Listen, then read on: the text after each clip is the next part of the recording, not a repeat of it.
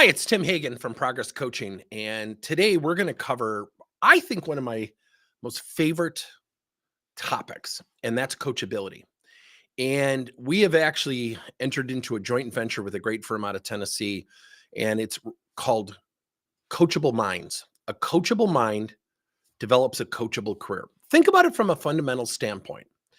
Now, when you look at your employees today, how many of you have someone with a negative attitude? How many of your employees come up to you weekly and say, just doing my weekly check-in, I need some feedback so I could grow myself? Most people don't do that, right? And it's been estimated that 85% of people significantly lack self-awareness. So when we think about coachability, having a coachable mind, what is the challenge with that? So when you're trying to build a coachable team, we have some challenges as leaders. So think about this just for a second. When you have somebody out of high school, college, maybe go far back as junior high school, we don't typically have people who have gone through semester, year-long courses in what? Feedback. Yet when we give feedback, what do we get? We typically get an emotional reaction. So I'm going to walk you through where some of this actually occurs. And I think one of the challenges that we have in developing coachable teams and coachable individuals is we have not been well taught. We haven't been well advised. And I want to just bring this up to you. And this is something that we call RIRE. So when someone gets feedback, what they typically do is they have an emotional reaction. The first step is reaction. And then they have an interpretation to that reaction. And then they have an articulation. They typically tell themselves, yet sometimes using poor judgment, they'll tell other people. And rarely do people get to the fourth stage, which is reflection. So when you give someone feedback, and I often say this to leaders, and they're nodding, we're convinced they're nodding in agreement. They're nodding off. They can't wait for us to be quiet so they can just forget about the feedback. Now, I know that sounds crass and arduous, yet at the same time, when people get feedback, and they get feedback that they don't like, or maybe they disagree with, do they go into a dismissal stage or do they go into an acceptance stage? Typically a dismissal. You know why? Because what do we typically say? Well, give me an example. And then someone brings up an example. And then what does that person do? Well, let me explain what happened. Then they want to explain it away. So when we get information, specifically feedback that we don't like, we create our own storm before emotional intelligence. And I think the first major tenet of emotional intelligence is self-awareness. See, I think emotional interpretation is the storm. That's the storm that prevents people from becoming coachable. So we have a reaction.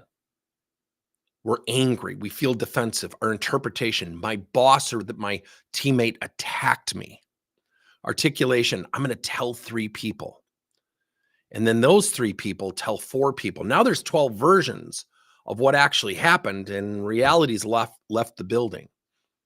Rarely do we get to this thing called reflection. So here's the trick. Reverse the R's. Start with reflection. Literally at one of our client sites, we have people practicing this. And we were under 30% at one point, and people progressing, feeling like they're progressing with their careers and their ability to use feedback. We're now over 80. The reason I say that isn't to impress you, but to share with you when we practice getting feedback, when we practice asking for feedback, when we practice reflection before our reaction, guess what happens? We develop more coachable, approachable employees. So the cool thing is that when we're giving someone feedback, we also have to, as leaders, remember to leverage strengths. So I'm going to show you something from the Gallup organization.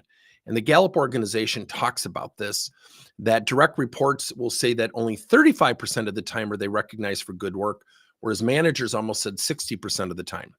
Provides weekly feedback, only 20% of employees said that were true, yet managers said 50%. Now, that doesn't mean that we're all wrong and what have you. What it really says is they may not hear it. They may not be used to it. Call people into the office for the good things. Let me tell you of a quick case study. I had a manager in New York at a credit union that just loved this. And I said, I prescribe to a 3-to-1 ratio, 3 strengths for everyone that's constructive. I said, on the back of your door, when you leave your office, have a tally mark. So every time you go out into the branch, look for the good things, come back and put a tally mark by the people's name under strengths, and then what we call opportunistic feedback, constructive, whatever you want to call it. And she came back, and all of a sudden she started to notice. And what I didn't tell her is every time she left her room, it was her trigger to, oh, yeah, positive feedback. Oh, yeah, that's right. I haven't given John positive feedback. Oh, I don't have any slash marks underneath Lisa. And her branch sales started to grow. Referrals went up. And she calls me. She goes, this is amazing. I go, it's actually not. And so when we leverage strengths, we build coachable employees. And so when we think about employees today, think about this in a very simple tactical perspective.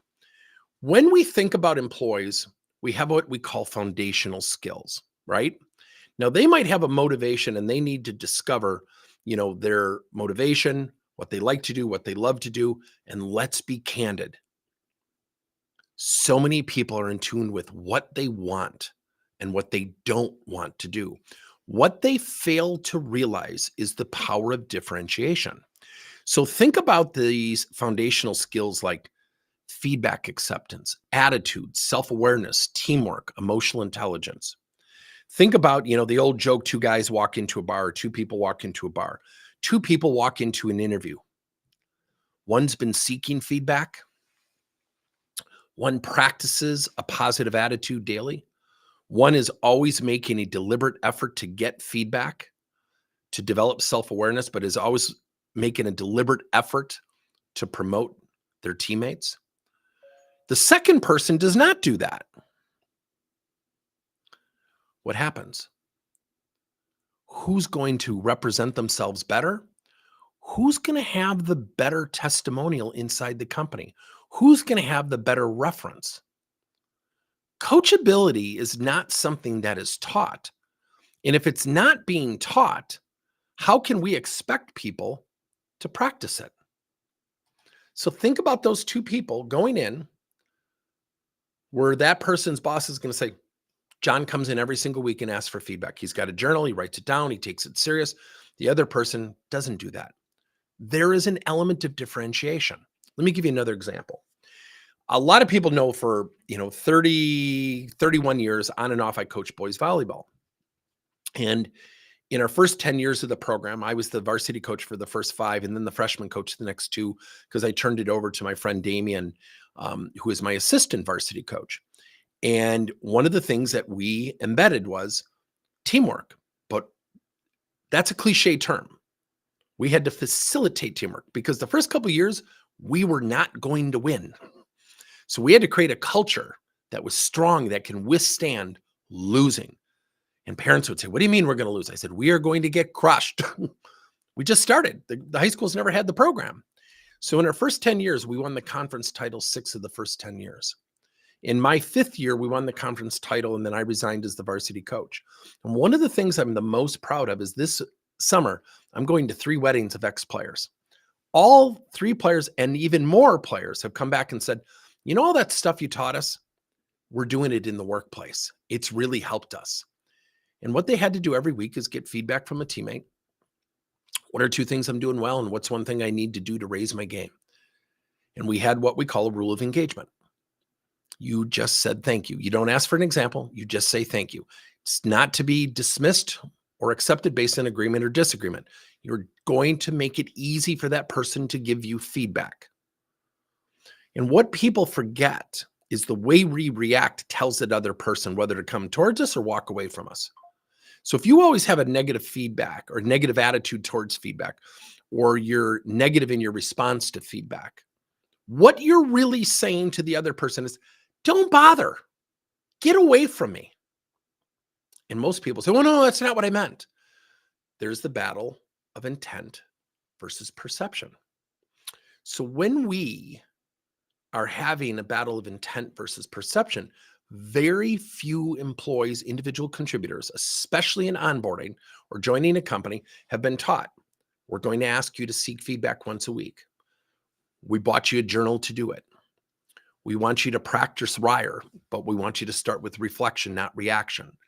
We want you to cultivate self-awareness because everybody's lacking it, present company included. And so when we are facilitating the acceptance, the ability to seek and accept feedback, to cultivate self-awareness, guess what happens? The team strengthens. See, I think leaders have it very tough today. I think if you're a leader, 2.9 out of every 10 people are actively engaged in the workplace. 7.1 are neutral or actively disengaged, according to the Gallup organization. That number in their recent research has actually gone down. Coachability is not something that's taught. So when an employee differentiates themselves and they are coachable and they say thank you for feedback, even if they disagree with it, now they can always come back and say, I wanted to dig in deeper because I was really reflecting on your feedback. That's a great conversation. But in the moment when someone says, yeah, but, even if the person giving the feedback is inaccurate, what happens? It becomes combustible. We need to practice approachability and coachability. Now, we actually have a whole segment that we teach. It's called the Coachable Mind series. And we have 6 titles where we're doing this at some companies right now where, we get large groups. We literally do webinar-based coaching. And we're asking questions. We gamify during the session. We have an assessment afterwards where the results go back to the boss, and then the boss sees what the employee learned. Now they're in a position to more accurately coach. And one of our flagship accounts literally started, and we measure progress from the coaching they're getting from their boss and the progress that they're personally feeling. We were below 30% when we started. We're above 80 in both categories. And I want to be very, very clear. Not because we just solely magically showed up. The numbers are up because the leaders are coaching. They've been trained in coaching. The employees are practicing coachability. So we have a whole program called Eat Feedback. Embrace, ask, and tell. They have to do it on a weekly basis, and they have to log what happened. We are facilitating the practice of becoming a coachable mind. A coachable mind equals a coachable career. Now, I go back to this. When I think about careers today, and I talk to leaders, all the time, and I say to them, it's interesting. I said, what are some of the battles that you're going through? And a lot of them will tell you, they'll bring up generations, which I'm not a generation person, because I think when we categorize and label people, we sometimes dismiss or give ourselves permission to not have the conversation. Well, he's Gen X or she's a millennial. And we label without conversation. That's why I'm not a big fan of categorizing people into their generations. Yet I will tell you that people are different than they were even 5 years ago, okay? I think the biggest thing that we have to do is, I go back to this diagram, is we know the present job. We know that we have to coach them to perform in their present job. What is typically the barrier isn't their talent. It's the foundational skills that affect the talent and creates the perception. And so when we're spending time with our team members, one of the things that we have to do is understand each person's strengths, where they have an opportunity to improve. We have to become gifted in coaching and giving feedback that is well received. And we often define feedback as the goal of feedback is never to just give it. It's to give it so someone accepts it and strategically utilizes it. Yet that's one side of the coin. The other side is, Mr. and Mrs. Employee, you have a responsibility of seeking it, accepting it in the moment, not agreeing with it, not always agreeing, not always disagreeing, and then making it easy for this person to coach you. This person will go to battle for you every single time you want to get promoted, need something, because what happens here is this gets tiring, giving feedback to people that are rolling their eyes. It just gets exhausting. And I tell people when I work with, in our Coachable Mind program, when I work with individual employees, I said, you're a magnet. A magnet has 2 effects. It repels and pushes away, or it attracts. Your personality is one thing, but your skill set, your ability, your willingness to be in the moment and make that easy for that person to coach, to mentor, to lead you, absolutely affect your career. Absolutely will affect your career. And I love to share this story. We're at a manufacturing plant and I'm in an all company meeting. Off to the side was some of the people from the C-suite, the HR manager, and a guy got up and said, "You don't know what it's like to get an annual raise that is just cost of living, and I'm blah, blah, blah." And he had profanity out, he was swearing. And I'm just sitting there and I'm smiling at him. And I'm like, and people are kind of giggling because this guy just starts to lose it. And he gets done and I look at him and I said, "No." And he looked around, he goes, "What do you mean no?" And he's mad. And I said, "No, you asked me a question. My answer is no." He says, "I don't even know what you're talking about." I go, "Let me just calmly tell you. You just asked me, do you know what it's like to get an annual raise?" I said, "I don't give power like that to an employer or anybody in my life, but evidently you do. Now I know why you only get a annual raise of a couple percentage points." Oh, is he mad? He wants to take me out behind the building. And I look at him and I said, "I understand you're angry and I want to applaud you." And everyone in the room's like, "What is he doing?" I said, "You showed a lot of guts because you have people from the C-suite over here. You have an HR manager over here." And I said, "By the way, you're really good with profanity." Everybody starts laughing and he kind of cracks a smile. I said, "I'm going to ask you a question." I said, "What are you doing outside of work to develop you?" He goes, "Well, I have 3 kids." He's still angry. And I said, "Do you know why you're not getting an annual raise more than what you're getting?" He goes, "Why?" I go, "You cannot answer a question." Everyone in the room starts laughing. And I didn't want the laughter because I didn't want to get him upset. I wanted him to cultivate some self-awareness. I said, "I didn't ask you how many kids you have." And I said, "That's important. What do you have?" And he goes, 3 boys. I said, "Great. I'm going to come back to that." I then went on and said, "What are you doing outside of work to grow you?" Certifications, project management certifications. He was on the shop floor of a manufacturing company, wasn't a supervisor or a team lead. And he said, "Well, I don't have time. I just told you I had 3 kids." I said, "So your answer is really nothing. You're doing nothing." He said, "Okay." I said, "So I'm going to give you a 90-second question. The question is one thing, but you have to not respond for 90 seconds. We're just going to stare at each other." People start giggling. And I said, "What if you were to learn, get a certification, do something outside of work?" And I lower my voice.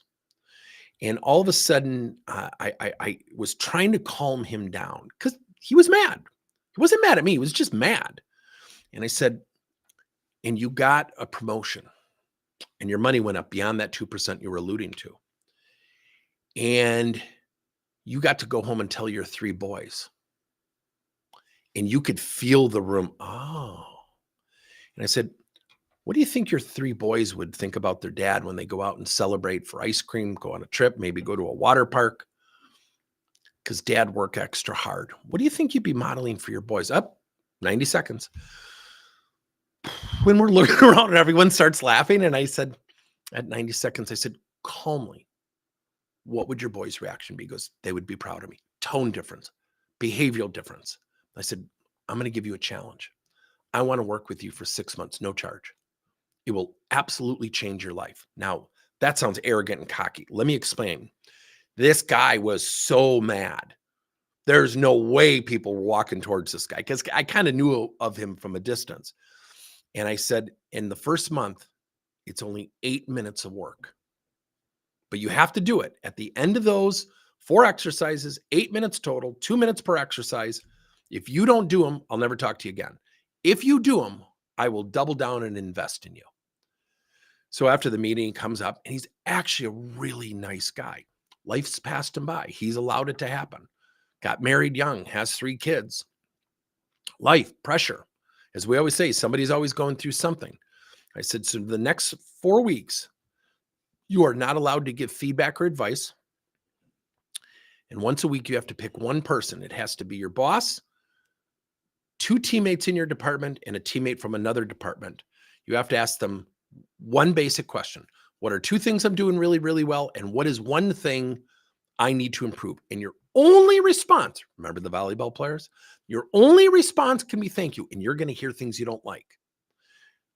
Do you want to be the magnet that repels, or do you want to be the magnet that pulls people towards you that want to rally around you?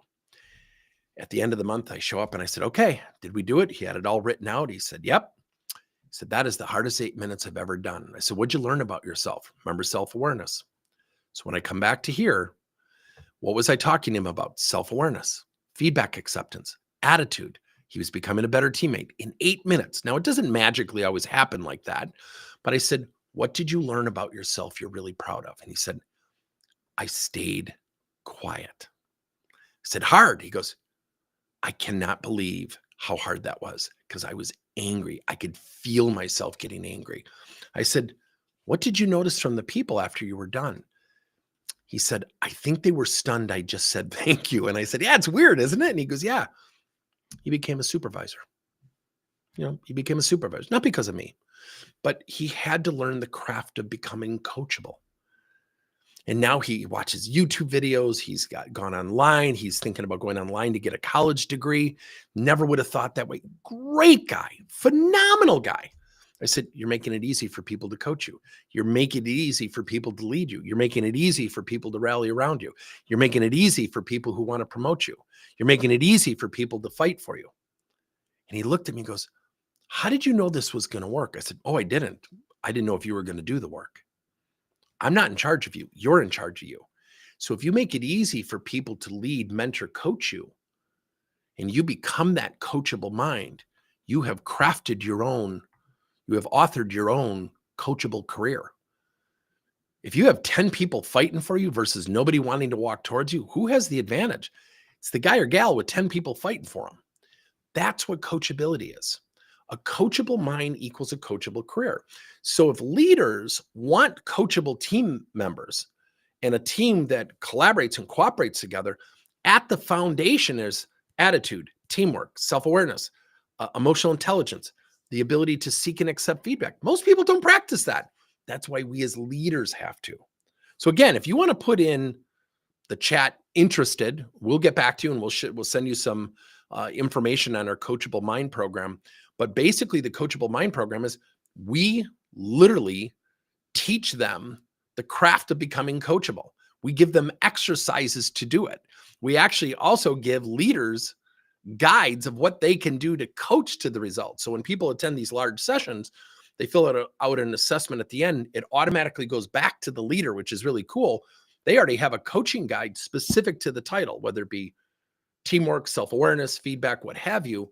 Now they're in a better position to coach that person. So we actually become a coaching partner on a massive scale, which is kind of cool. So again, if interested, put into the chat, interested, we'll get you some information. But, when you think about it, this top-down approach from leaders down to supervisors, team leads, all through the layers of leadership down to individual contributors, what we're really doing is at the foundation, which is about 70 to 80% of the population of a company, is what? It's individual contributors. And if we make that easy where they're going upward saying, I want some feedback and I'm going to shut up, we actually made leadership a lot more plausible and easier to do. Think about that. Let us know if you're interested. Put it in the chat, interested, and we'll go from there. Hope this is helpful, everybody. Put your comments in. We would love to know how you felt about this topic. It is probably one of the most exciting topics that's unheralded. With everything going on with AI, what have you, you're going to need even more coachable careers now than ever. So let us know your thoughts. Thanks, everybody.